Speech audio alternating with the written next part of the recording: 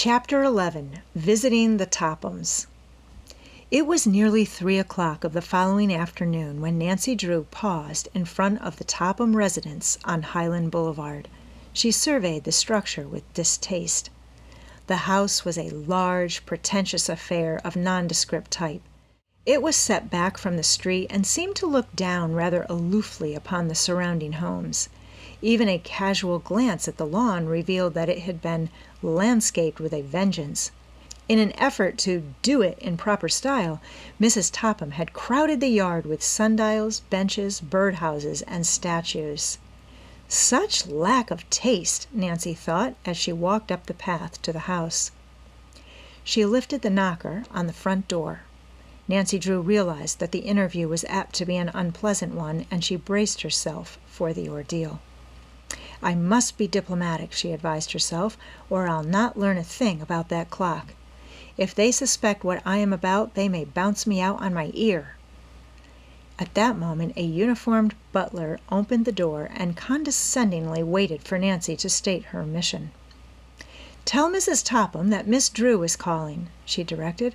"I am selling tickets for the charity dance. It's one of the most important social functions of the year. I am sure Mrs. Topham will wish to attend." Nancy was forced to wait until the butler returned with permission for her to enter. As she was finally ushered into the living room, she could not help but smile at the elaborate formality, for in spite of Mrs. Topham's lofty ambitions, the woman had never achieved the commanding position in society that she strove for. The room in which Nancy found herself was even more bizarre than she had anticipated. Expensive oriental rugs clashed with window draperies of a different hue. The walls were heavy with paintings which were entirely out of place in such a small room, and period furniture had been added indiscriminately. But Nancy Drew was not interested in Mrs. Topham's lack of taste. As soon as the butler had left her alone, she hastily glanced about. Almost at once her eye fastened upon a mantel clock which rested above the fireplace. "I wonder if that can be the Crowley clock," Nancy thought. She rather doubted it, for the clock was too modern in appearance. She would have crossed the room to examine it, but a sound in the hall caused her to hesitate. As she heard someone coming, she sank down on an uncomfortable ladder-backed chair and assumed an expression of composure. Mrs. Topham sailed grandly into the room, and after surveying her for a minute, took a seat opposite Nancy. "Well," she demanded coldly, "what is it?" "I am selling tickets for the—" "I don't want them," Mrs. Topham broke in rudely. "I can't be handing out my money to every peddler that comes along." "Mrs. Topham, I am not a peddler," Nancy said cuttingly as the color mounted to her cheeks. With difficulty she kept her temper in check. "Perhaps you didn't understand my name. I am Nancy Drew." "Oh." A slight change came over Mrs. Topham's face, for she was fully aware that Carson Drew and his daughter were cordially welcomed in River Heights homes which merely tolerated the Tophams, or, in a few cases, barred them. "I didn't catch the name, Miss Drew. What is it you are selling?" "Tickets for the charity dance." "Well, I hardly know what to say," Mrs. Topham hedged. It was apparent that she was afraid to offend Nancy, and yet she was unwilling to part with the money. Although the Tophams were well-to-do, it was common knowledge that Mrs. Topham was decidedly stingy where other persons were concerned. "How much are the tickets?" $2 each."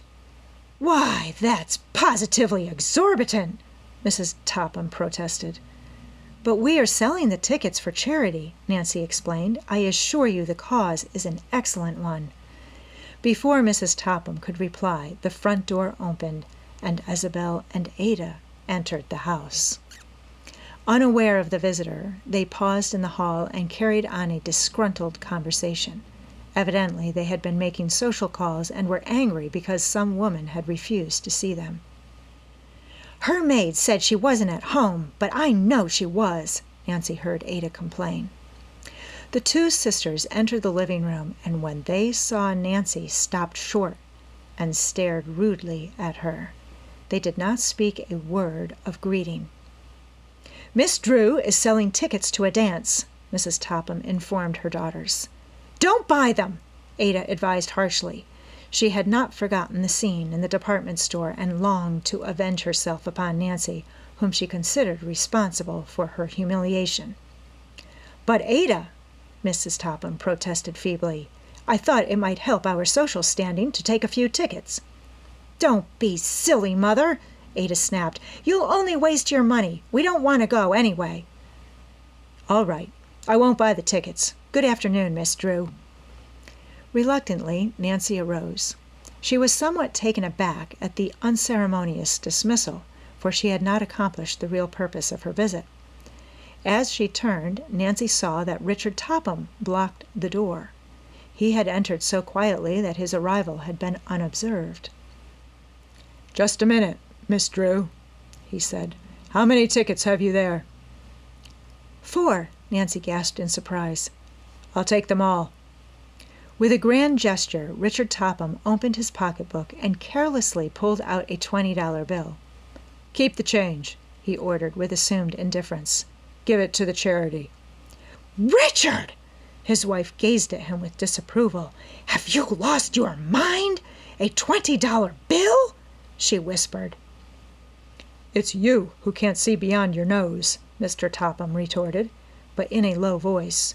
"You're always trying to get into society, and then you pass up a real opportunity.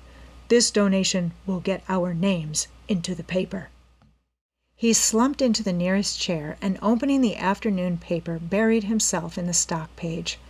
Mrs. Topham knew that the matter was closed, for she scarcely dared speak to her husband when he was absorbed in the market reports. Nancy, too, realized that she had no excuse for prolonging her stay. "I really must be going," she said quickly. "What time is it, anyway?" "There's a clock in front of you," Isabel told her pointedly. "Why, so there is," Nancy returned pleasantly.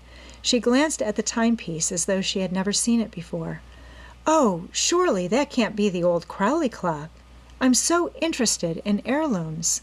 "I should say not. This is a far more expensive clock than the one Josiah Crowley left us," Mrs. Topham informed her caller condescendingly. "Indeed, but I suppose you still have the family clock stored away in your attic. It's so hard to part with heirlooms."